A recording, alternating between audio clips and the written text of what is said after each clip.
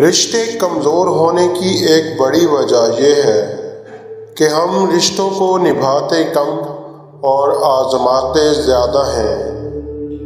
اللہ یوں بھی نوازتا ہے کہ مصیبت پر صبر کرنا آسان کر دیتا ہے اور مشکل دن جلد گزر جاتے ہیں اور صبر و جمیل کا انجام بھی خوبصورت ہوتا ہے۔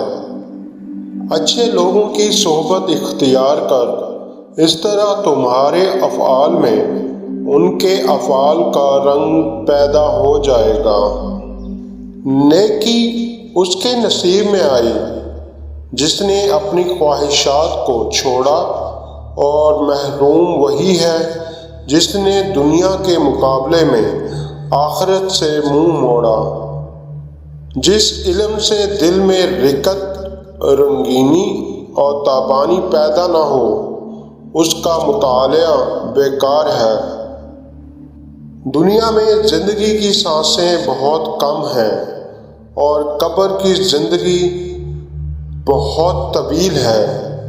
سانس ایک خزانے کی مانند ہے، اس لیے تمہاری کوئی سانس بیکار نہ جائے، ورنہ قیامت کے روز تمہیں اپنا خزانہ خالی دیکھ کر ندامت اور افسوس ہوگا۔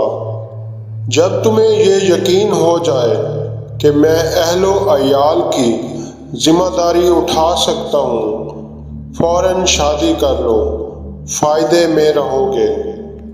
جو آدمی اپنے آپ کو عالم کہے وہ جاہل ہے، اور جو اپنے آپ کو جنتی بتائے وہ جہنمی ہے۔ نماز نور ہے، زکوٰۃ برہان، صبر روشنی، روزہ ڈھال، اور قرآن تمہارے حق میں یا تمہارے خلاف ایک دلیل۔